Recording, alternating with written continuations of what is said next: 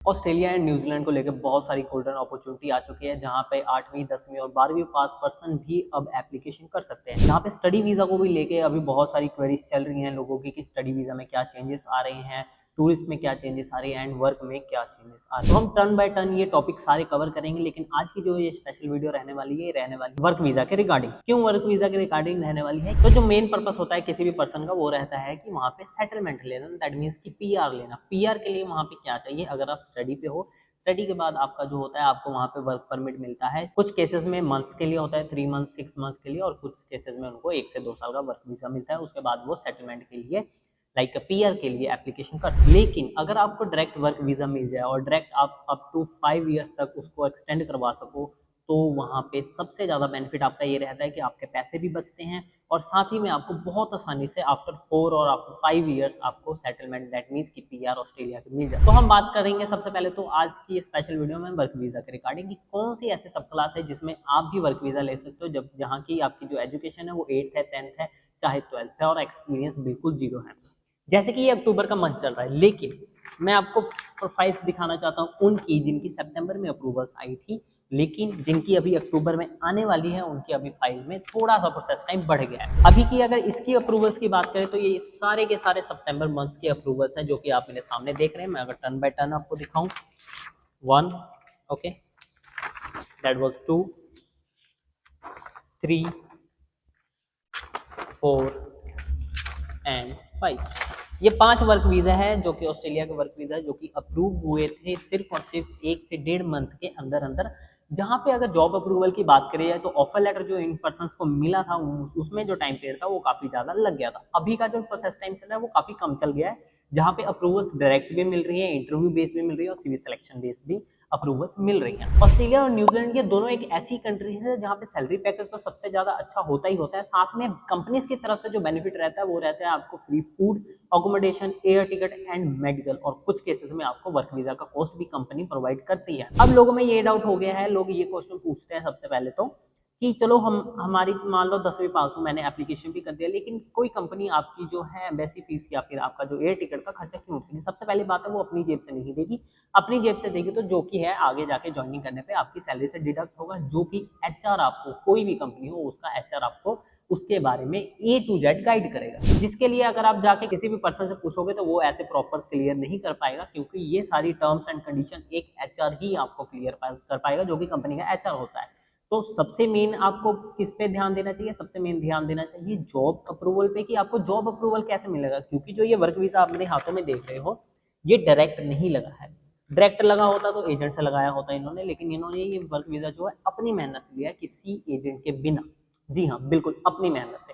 ये work visa आप भी ले सकते हैं। क्या स्टेप फॉलो करने पड़ेंगे, कैसे आपको A to Z प्रोसेस का गाइडेंस मिल सकती है, कैसे आप खुद से प्रोसेस कर सकते हो, अगर खुद से नहीं प्रोसेस करते हो तो किसी के थ्रू करवाते हो तो क्या चार्जेस देने चाहिए और कितने चार्जेस में ये प्रोसेस होना चाहिए, उसके बारे में बात करेंगे। साथ में ही हम बात करेंगे कि क्या खर्चा होता है, कितने पैसे में आप इंडिया टू ऑस्ट्रेलिया मूव कर सकते हो, उसके बारे में भी बात करेंगे। और जो ये पर्सन थे इनकी सैलरी पैकेज कितनी थी और आपको सैलरी पैकेज कितनी मिलेगी, उसके बारे में भी बात करेंगे। सबसे पहले तो मैं आप सभी से सॉरी कहना चाहता हूँ, क्योंकि मेरे हिसाब से मैंने 1.5 मंथ के बाद ये वीडियो बनाई है। काफ़ी इश्यूज की वजह से मैं वीडियोस नहीं बना पाया, बट अब रेगुलर बेस पे आपको मैं tourist, study and work visa से रिलेटेड सारी वीडियोस और सारी नॉलेज मैं आपको दूंगा, जहाँ पे आप भी खुद से एप्लीकेशन कर सकते हो, चाहे वो टूरिस्ट हो चाहे वो वर्क वीज़ा हो। तो चलिए सबसे पहले तो हम जानते हैं कि अभी के प्रोसेस टाइम क्या चल रहा है और क्या आप भी एप्लीकेशन कर सकते हो कि नहीं कर सकते। सैलरी पैकेज की बात करें, बहुत सारे लोगों के मन में डाउट होता है कि सैलरी पैकेज क्या मिलेगी। सबसे पहले तो हम सैलरी पैकेज के बारे में ही बात करेंगे। क्यों? क्योंकि चाहे कोई भी पर्सन हो, चाहे वो लो प्रोफाइल हो चाहे वो हाई प्रोफाइल हो, चाहे कैसा भी पर्सन ही क्यों ना हो, वो चाहता है कि अगर मैं मूव करूँ अब्रॉड तो वहाँ पे जो मेरी सैलरी पैकेज है वो लाखों में हो। ठीक है कि नहीं? तो अभी की अगर हम सैलरी पैकेज की बात करें, अगर लो प्रोफाइल है तो भी आप 2.5 से 3 लाख रुपए आराम से अर्न कर सकते हो। अगर आपकी हाई प्रोफाइल है, लाइक जैसे नीरज चौहान जी को ये जो एक्सपीरियंस था 5 ईयर्स का, उनकी सैलरी पैकेज अगर मैं बता दूंगा तो आप हैरान हो जाएंगे, जो कि था 4.5 लाख रुपए पर मंथ। जी हाँ, बिल्कुल 4.5 लाख रुपए एक बहुत बड़ी अमाउंट होती है, जहाँ पे आप बहुत ज्यादा सेविंग कर सकते हो। तो अगर आप भी इतनी सैलरी पैकेज लेना चाहते हैं तो आप आगे वीडियो को कंटिन्यू करें, ठीक है, वीडियो को अच्छे से सुने, जिसमें मैं आपको अभी आगे गाइड करूंगा। तो चलिए आगे बढ़ते हैं और जानते हैं कि क्या क्या वैकेंसीज अभी। बात करते हैं अभी के वैकेंसीज के बारे में कि उसमें क्या 8 पास और 10th पास एप्लीकेशन कर सकते हैं कि नहीं कर सकते हैं। सबसे पहले तो बात करते हैं हर टाइम की तरह जो वैकेंसी अवेलेबल होती है वेयर हाउस वर्कर के बारे में। वेयर हाउस वर्कर मीन्स ये नहीं कि वर्कर ओनली एक हेल्पर नहीं, वेयर हाउस वर्कर का means picker and packer, mover, loading unloading के लिए पर्सन चाहिए, हेल्पर चाहिए एक, या फिर फोर्कलिफ्ट ड्राइवर चाहिए, या फिर हमें अदर किसी काम के लिए पर्सन चाहिए। तो वेयर हाउस वर्कर का मतलब होता है कि उसमें भी अलग अलग कैटेगरीज होती हैं। तो अभी भी हाई डिमांड में है वेयर हाउस वर्कर, जिसमें कि आप अगर 8th पास हो 10th पास हो तो भी आप एप्लीकेशन कर सकते हो। एप्लीकेशन करने के लिए आपके पास जो डॉक्यूमेंटेशन होने चाहिए, सबसे पहले आपके पास होना चाहिए Australian format CV and cover letter.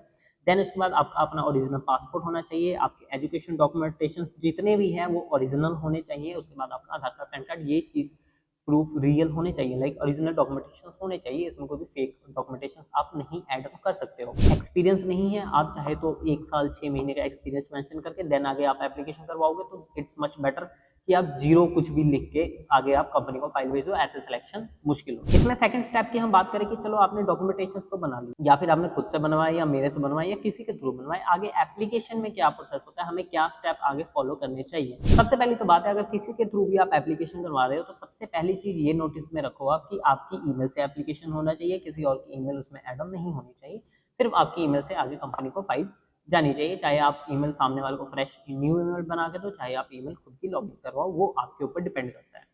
सबसे पहले सेकंड चीज ये होती है कि आपको लाइक अपनी ही ईमेल से आगे एप्लीकेशन करनी चाहिए या करवानी चाहिए। थर्ड स्टेप में आता है कि एप्लीकेशन तो हो गया, अब हमें कितना वेट करना चाहिए एक कंपनी से रिजल्ट में आने का। सबसे पहले बात तो अगर आपने एक ही कंपनी में एप्लीकेशन किया तो ये आपकी सबसे बड़ी गलती है, क्योंकि आप नहीं, आपके पीछे लाखों और लोग बैठे हैं जो कि एप्लीकेशन करने को तैयार हैं।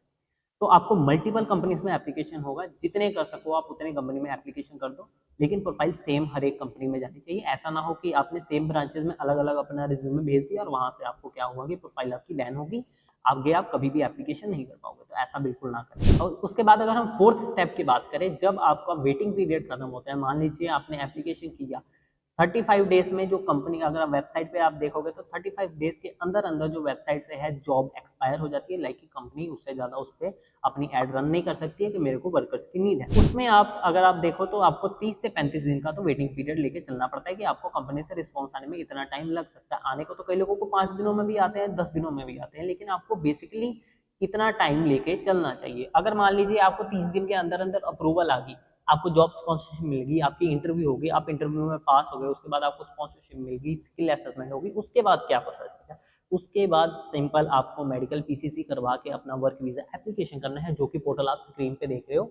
ये ऑस्ट्रेलियन गवर्नमेंट की ऑफिशियल पोर्टल है, जिसमें आने वाले टाइम में मैं आपको लाइव वीजा भी दिखाऊंगा, चाहे वो टूरिस्ट हो, स्टडी हो, चाहे वो वर्क। तो यहाँ पे आपको एप्लीकेशन करना होता है, यहाँ से आपको जो है वर्क वीजा की अप्रूवल और रिजेक्शन का पता लग जाता है कि आगे एम्बेसी ने आपको क्या रिजल्ट प्रोवाइड किया है। अगर आपका वीजा अप्रूवल आ गया, देन आपको ई वीजा जो होता है ये मिलेगा। बहुत सारे लोगों को तो नॉलेज ही नहीं होती है कि ई वीजा होता क्या है।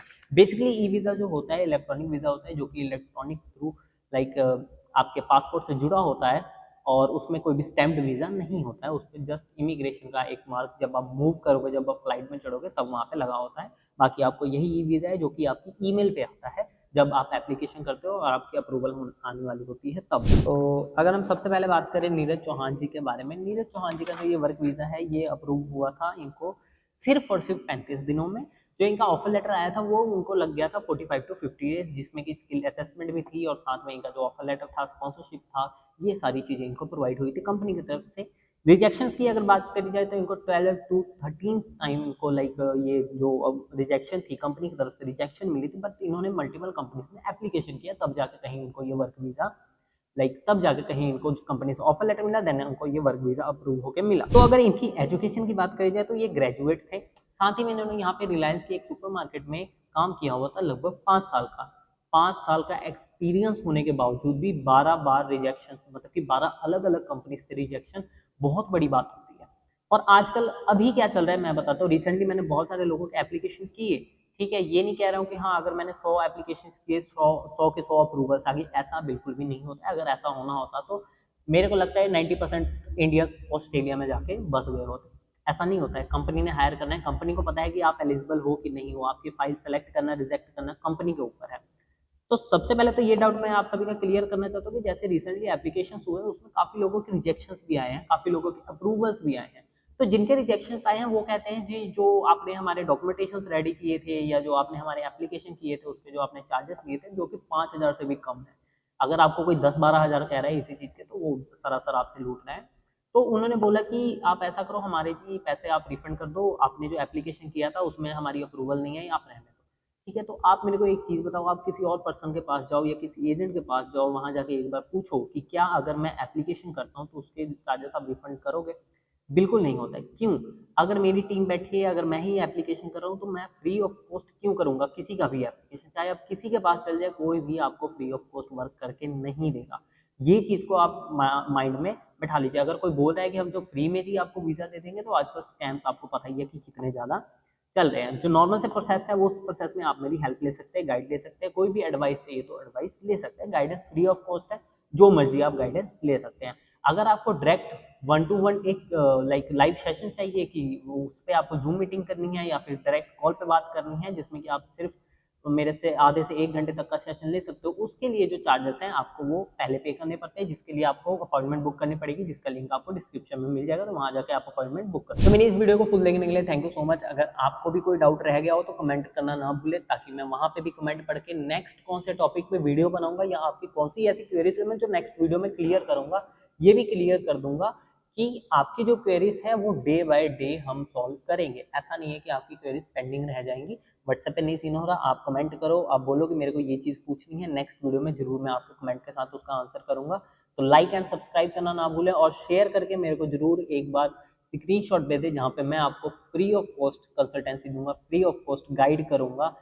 बिल्कुल चार्जेस देने की आपको नीड नहीं पड़ेगी, जिसके अपॉइंटमेंट चार्जेस जो कि हैं 500 है।